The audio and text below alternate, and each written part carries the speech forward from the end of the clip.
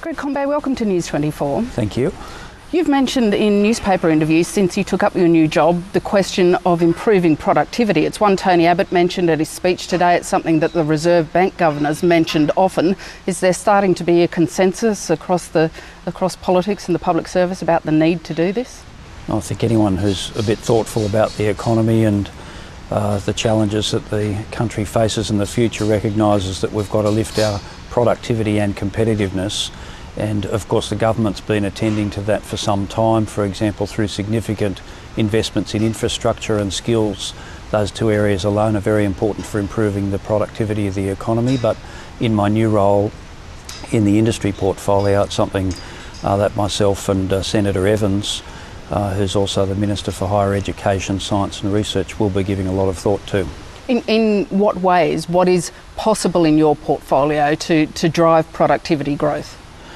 Well, investments in skills are very important, as I've already mentioned, but together in our portfolio, of course, we'll be looking at what we can do to assist firms in their innovation effort. The investments in clean energy in the years to come are going to be very important. Of course, it's a feature of the government's Clean Energy Future package. Supporting research, supporting scientific effort, supporting vocational education and training, higher education and tertiary education. These are all very important elements of improving productivity in the long term. Are you of the view, do you agree with the view that certainly comes from the Coalition and comes from business, that the key for productivity growth is actually in the change to the Fair Work laws and the way they will impact on the sort of workplaces you're talking about? Well, look, many things influence productivity, and obviously labour productivity is a very important component, and of course Labor's got a great history of making reforms that are both economically progressive on the workplace relations front, that is, they stimulate productivity and improved incomes, but also which are fair. And that's a huge defining gap between the Coalition and ourselves. Labor makes sensible, intelligent reforms to the workplace relations environment, as we have done over the last couple of years, but we also ensure that it's fair, that there's a decent safety net, protection against unfair dismissal, but a right to collective bargaining. That business has some significant problems with, aren't they? Well, a number of business people make observations, and of course my colleague Bill Shorten's initiated a review of elements of the Workplace Relations Act, but at the end of the day it's very important for working people, and Labor represents working people, that the laws are fair and that they also support strong economic growth and productivity in the workplace, and that's exactly our approach. How much is it possible to raise productivity by? How much do you want to raise productivity by? Do you have a target figure in mind, or do you just want to get it going in the right direction? I think you've got to get the policy settings as finely tuned as you possibly can, and we've done a lot over recent years in this regard.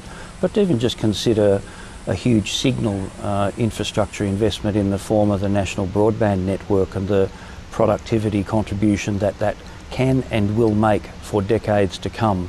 We've, for example, got to lift the participation of small businesses in the use of the internet, and rolling out the NBN and encouraging small businesses to utilise fast broadband is going to be an important productivity boost. It'll mean that many small and medium-sized enterprises will be able to participate in markets that they currently don't.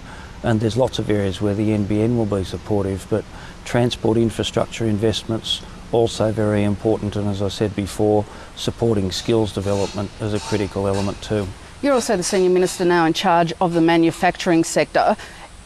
Is large-scale manufacturing possible in Australia without some sort of government assistance? And does that assistance really work, given you've seen assistance go to the car industry and some car companies close down, others like Toyota announce job cuts? Does that government assistance in the end work? Well, I think the first point that we've got to make is that just as we stand in a solid position in the broader economy, we've also got a very vibrant manufacturing sector, and about 1 million odd people are employed in manufacturing in Australia, so it's a very important industry, and it's an industry with a proven capacity to adjust to economic challenges. Over the last 25 years there's been massive change in our manufacturing sector. As we've opened the economy up, tariffs come down, the floating of the dollar, for example. We're seeing now new challenges in a high value of the Australian dollar and in some circumstances, such as in the steel industry, higher commodity costs for their inputs. The important thing here is that government acts to support industries through periods like this so that they are sustainable in the longer term. And yesterday, for example, I announced a $64 million advance to One Steel. This is the Gillard Labor government supporting jobs in the steel industry when times are tough, but also in a way that assists companies make the changes that will boost their productivity and competitiveness.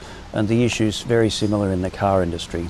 Is manufacturing, though, really an area of potential growth, or is the growth in Australia going to come from things like the services sector, from providing services to a rising middle class in Asia? Well, I've made the point that manufacturing is a very important industry, and I'd certainly anticipate that it's going to be for a long period of time. We want to make things in this country and support the families that depend upon manufacturing jobs.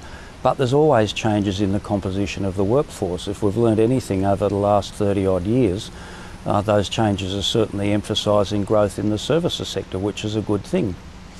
Legal services, financial services are important areas of growth over recent years, and of course we've got a massive mining boom with $450 billion worth of investment coming into the mining industry. People sometimes conceptualise that as more jobs for truck drivers in open cut coal mines or iron ore mines. It's in fact also growth in employment in professional services that service the mining industry, the geological work, the technical work, the engineering work, the legal services, the contractual work that's associated with it. So we've got growth in a lot of areas and the outlook's very strong. We've got relatively low unemployment, we've got low debt, we've got good growth forecasts.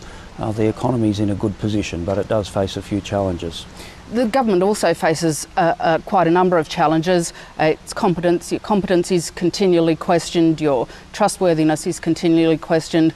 Polls have the primary vote running at best at 35%. There's continual leadership speculation. But one of the things that your colleagues, frontbenchers and backbenchers, continually concede is that you don't do well enough at selling things.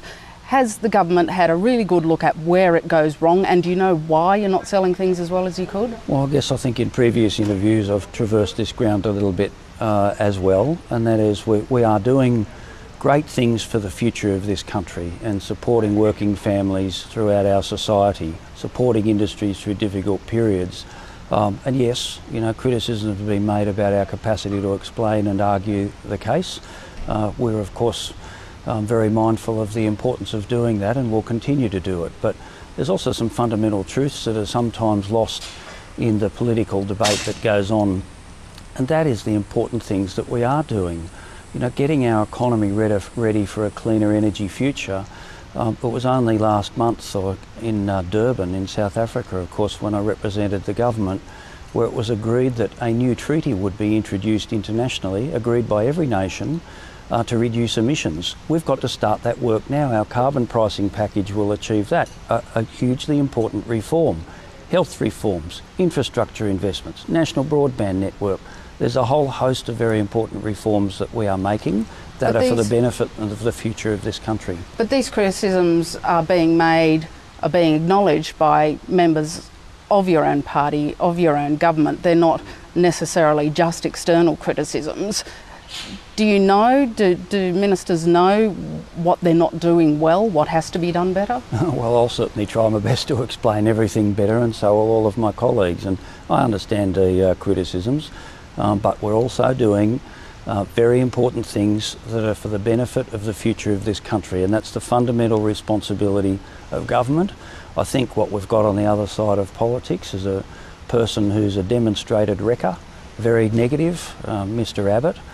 He's certainly been successful at communicating his negativity to the community, and you just think of the things that he's trying to get away with, and take manufacturing, for example, and the car industry. Here he is running around in fluoro vests most of last year pretending that he was a friend of working people. He is not. And when it comes to the crunch in the auto industry, of course, he's going to ensure that he undermines the jobs of manufacturing workers in that industry. But he's not promising to cut all subsidies, he's promising to cut $500 million. He's short $500 million which will have a very significant impact on jobs in this industry, and is short a further $1 billion for the period between 2015 and 2020. And this creates great uncertainty for the companies in that industry and tremendous insecurity for the workers. Now, you know, Mr. Abbott, when put to the test, fails the test of reality. It's the same with the steel industry. Tough times at the moment. The government's acting to support working families in those industries and regions. We're supporting the companies make the transition that they need to for a sustainable future.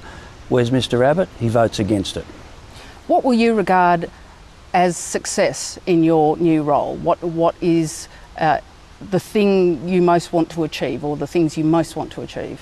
I'm really keen to help drive innovation in industry, you know, to bring about the changes that are going to ensure that we do boost productivity and improve the competitiveness of our industries. And you know, as I said earlier, there's a number of challenges on that front. One of them is the high value of the Australian dollar. It's affecting tourism as well. It's a market-driven, of course, valuation of the currency. What it means, though, is that we've got to drive innovation in the economy to improve competitiveness. And so any way I can contribute to it in this portfolio, through government working with industry and with employees, I'll be certainly looking to do it. I can't let you go with asking you a question about the Labor leadership. Simon Crean, a former leader himself, someone who's known what it's like to be a leader under siege, had some tough words for Kevin Rudd today, saying that he's not going to become Prime Minister again, that he wasn't a team player when he was in office, and that there's not going to be a leadership challenge. Were those words necessary? Oh, well, you'd have to ask Simon, I suppose, what his motivation was, but he's a close friend of mine. What I share with him is strong support for the Prime Minister, and also an imperative that we all just want to get on with the job and do the best we can for this country in supporting working people and making sure we've got good economic growth and a strong future. And that's what I'll be working to, and I don't think I need to add any more remarks to that particular debate today. Greg Combet, thank you very much for your time. Thank you.